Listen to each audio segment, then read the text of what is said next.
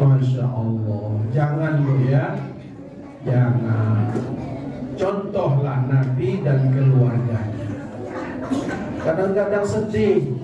Nah pergi yasinan wangi, ngantar anak sekolah wangi, pergi arisan wangi, yasinan wangi, balik ke rumah nak tidur dengan laki bau minyak angin cap kapak. Allah, aku tak makan nanti suami zaman sekarang ada. Laki sedang nonton TV lewat, bini dari depan TV itu kentut pula tuh kata ya.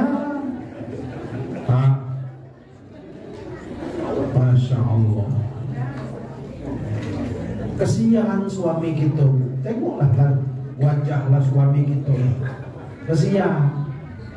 Sudahlah mencari duit payah, ya. Sudah dikasih duit, ibu pakai baju yang elok untuk laki orang lain. Wah, kalau nak nemui pejabat, baju baru, jilbab baru, rok baru, sepatu baru, segala baru. Balik ke rumah, ya Allah, hutang putus dipakai peniti pula lagi. Kata lakinya, mama sudahlah hutang putus tuh jangan dipakai lagi. Ayah nih, jangan dengar hutang dulu lah, orang dengar isinya. Astagfirullahaladzim. Nah, ibu bapak hadirin sekalian, kalau kita mau nyontoh Nabi, bagaimana penghormatan seorang istri kepada suami. Bagaimana Nabi itu setiap keluar rumah dia mencium kening istrinya. Nah keluar rumah, cium kening istri dulu. Tuh Nabi. Kalau udah percaya tengok hadis Nabi itu. Keluar rumah cium kening istri. Rupanya saya baca ada keterangannya tuh Pak. Mencium kening istri itu adalah sedekah suami kepada istri. Saya semenjak baca buku tuh rajinnya saya sedekah dengan bini saya. Sedekah lain tak ada. Budak tulah cium kening sedekah. Jadi besok pagi kalau laki kita nak keluar rumah, panggil dulu bang, minta sedekah. Kecuk pedih sekali. Gitu ya. Sekali berdepan pintu tu jangan sampai 10 kali sarsul. Itu bukan sedekah, itu zakat kan itu. Masya Allah. Nah, Bapak Ibu hadirin yang dirahmati Allah.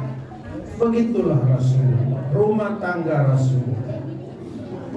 Bapak Ibu hadirin, kalau kita baca sejarah yang dibacakan nih bapak-bapak kita nih tadi, yang bujangan kok tadi, bujangan tak maco tadi.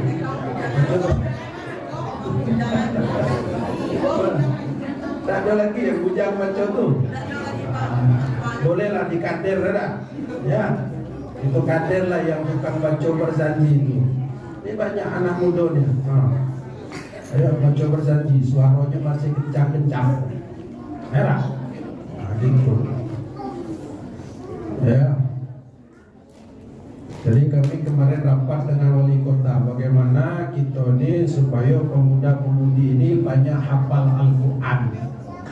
Saya juga kebetulan wakil ketua Majelis Ulama Kota Jambi. Jadi kami di kantor Majelis Ulama itu berusaha macam mana supaya bidang keagamaan Kota Jambi ini terus bangkit. Saya baru balik dari Bandung juga, kemudian studi tiru di Jawa Tengah dengan Majelis Ulama Jawa Tengah. Ternyata mereka itu ibu-ibu, bapak-bapak hadirin sekalian aktif.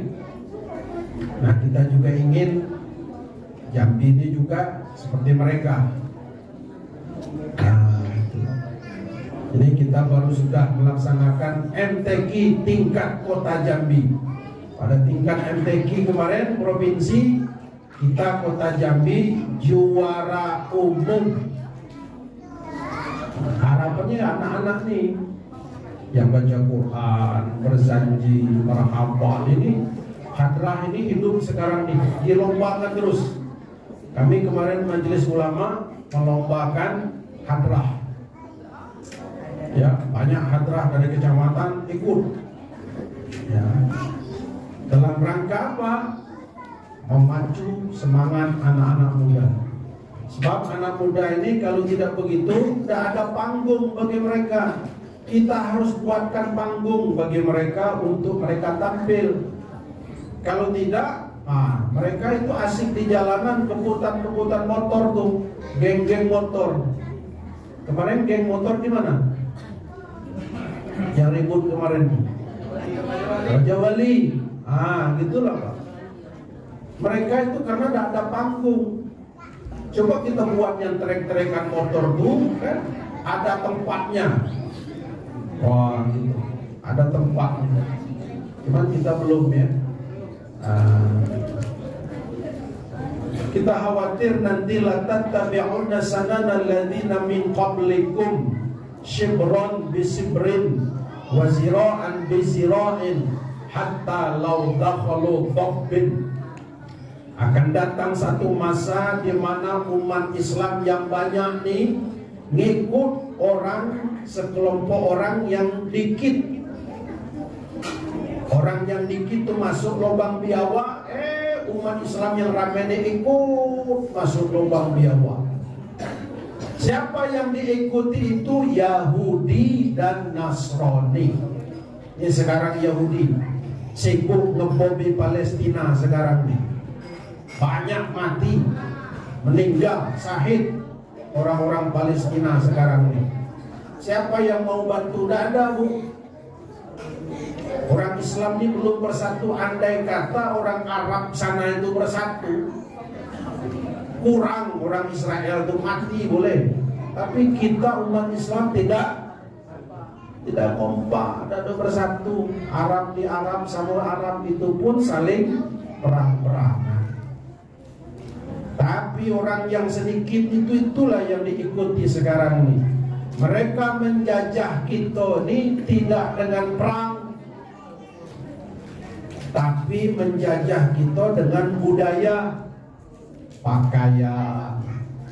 Coba tengok pakaian anak muda sekarang nih.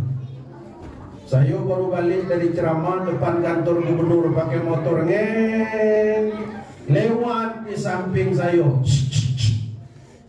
Lewat di samping saya bujang gadis naik atas motor. Motornya udah kencang dah, pelukannya yang kencang. Neplok macam nempel pelangkau belakangnya, takut jatuh. Wah, Masya Allah. Pas lampu merah, tepat pula berhenti depan saya. Baju sempit, celana sempit, naik atas motor besar, duduk di belakang tuh, nunggin pula duduk tuh. Masya Allah, nampak capang burit ya. Dan ditengok awak aku jarang nengok, tengok berdosa. Ustadz juga manusia. Akhirnya tengok juga lah. Ayo. Entahlah kalau bapak enak, kalau bapak ini hebat. Tengok juga lah. Sekali tengok belang-belang, banyak mano. Masya Allah. Itu di kota Pak. Kalau kita balik ke dusun tambah parah. Anak gadis 2-3 lewat tengah jalan tuh pakai celana apa? Celana lutut tuh, celana Hawaii. Itu celana batas lutut, celana Hawaii. Anak gadis keluar rumah, celana Hawaii. Kalau naik dikit hai. Kalau naik lagi aduhai. Masya Allah. Jadi Bapak Ibu hadirin sekalian, Nanti akan kita ngikut 1 Januari, rame-rame 1 Januari. Nunggu pukul 00, anak muda gitu, pakai trompet sekok sorang. Wah, yang banyak duit pergi ke pinggir pantai, bakar kambing. Yang duitnya pas-pasan bakar jagung. Yang gak dapat duit bakar sendal. Enggak ada lagi dibakar. Masya Allah. Tuh, udah niup trompet, main tuh kembang api. Hore. Tua muda tengah malam tuh aku gawe. Tunggu pukul 00. Pukul 00 1 Januari bukan punya kita. Yang punya kita tuh 1 Muharram punya kita. 1 Muharram tenang-tenang saja bah katanya. Tuh bapak-bapak, cobalah kita anak bapak-bapak renungkan ya. Bukan budaya kita. 1 Januari belum lagi ulang tahun lagi ikut pula budaya-budaya Kristen. Ulang tahun ke-17 beli lilin 17 batang tiup. Sudah tuh nyanyi bersama happy birthday tuyul. Sudah itu praktek goyang bersama anak-anak SMA, anak SMP itu. Coba tengok ulang tahun, main lempar-lemparan, aduh lempar ke muka, ya kan, lempar telur. Dari mana ini bapak-bapak? Coba praktek goyang gelo, goyang ngebor, goyang ngecor, goyang patah-patah, goyang gergaji, martil, linggis, aduh gelo. Masya Allah. Nah, ulang tahun tiup lilin. Padahal ini budaya gereja. Bapak-bapak, lihatlah anak-anak sekarang ini kan baca doa itu tuh. Kalau sudah mulai hari perenungan, malam perenungan, pakai lilin sekok sorang, berdoa mulai. Dari mana ini Pak? Ajaran ini dari mana? Apa seperti itu yang diajarkan guru-guru kita? Kalau guru kita ngajar doa, angkat tangan, betul tidak? Ini anak TK sekarang ini sudah mulai nih. Anak-anak pagi ini sebelum kita mulai pelajaran, mari kita berdoa. Berdoa mulai. Tumpah, tidak terasa oleh kita tuh masuk budaya-budaya Kristen, budaya Yahudi. Termasuk ulang tahun tadi, tiup lilin tadi kan. Sekarang ini model pula lilin banyak. Kalau dulu ada gambar lilin, gambar 17, gambar 18. Sekarang dah nenek-nenek ulang tahun ke-75, beli lilin 75 batang, tiup lilinnya udah ada mati, nenek itu duluan mati.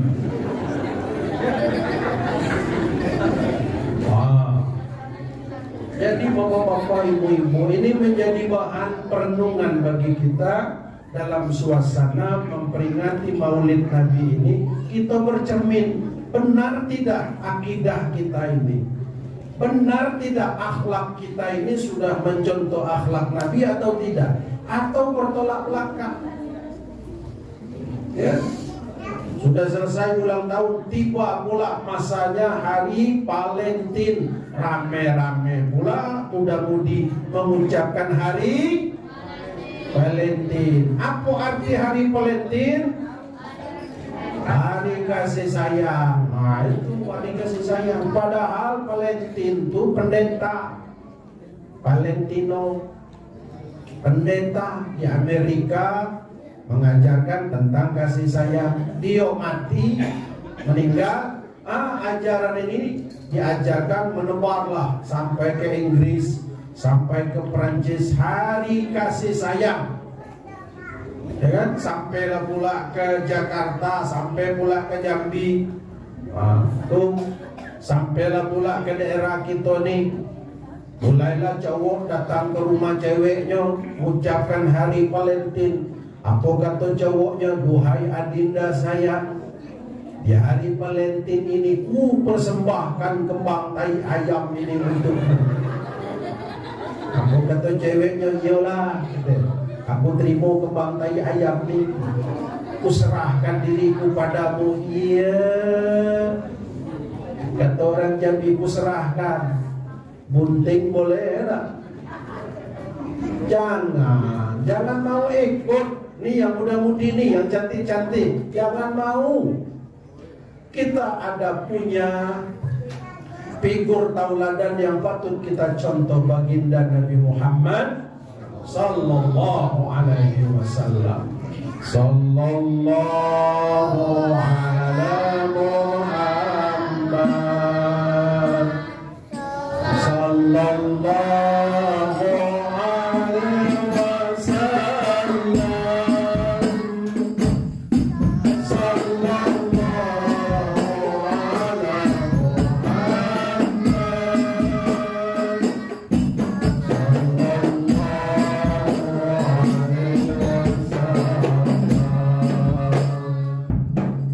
Alhamdulillah. Nah, sudah belum? Sudah belum? Kalau sudah balik gitu. Sampai sahur ya. Nah, Bapak Ibu hadirin yang dirahmati oleh Allah Subhanahu wa taala. Pokoknya Bapak nak meluncur lah situ Pak. Nak nyandar, nak tidur juga boleh. Oke, kalau sudah selesai saya bangunkan. Bapak Ibu hadirin yang dirahmati Allah Subhanahu wa taala. Nah, kita melihat Nabi Muhammad itu sejak kecil dia tidak melihat wajah ayahnya. Tadi sudah dibacakan. Walamma tamma min hamlihi syahran ala masyhuril aqwalil marwiyah. Allahnya mana? Tuwfiya bil madinatil munawwarati abuhu Abdullah.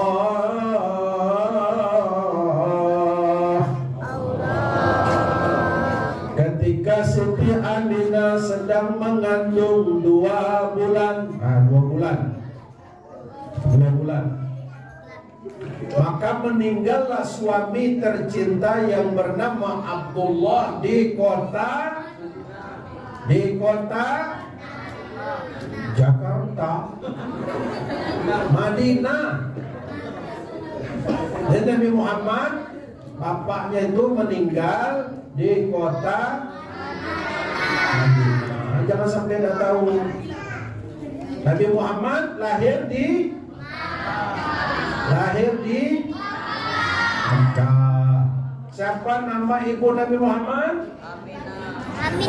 Siti Aminah. Siapa nama ayahnya tadi? Abdullah meninggallah di rantau orang.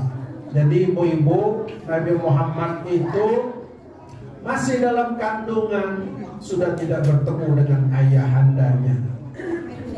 Begitu meninggal suami tercinta di rantau karena dia berdagang, meninggal. Sedihlah Siti Aminah. Nah, sekarang saya tanya, ibu-ibu kalau kematian suami kira-kira sedih tak? Tak ada yang jawab ibu-ibu. Anak-anak jangan jawab. Awak belum laki. Ibu-ibu, oh bu, kira-kira kalau suami kita meninggal, kira-kira sedih tak? Dengar bapak-bapak. Artinya apa? Suami istri kita tuh Pak betul-betul cinta dengan kita. Nah, sekarang saya tanya pula bapak-bapak. Bapak-bapak, kalau istri kita meninggal kira-kira sedih atau tidak? Sedih atau tidak? Anak-anak pula jawab. Awak belum membini.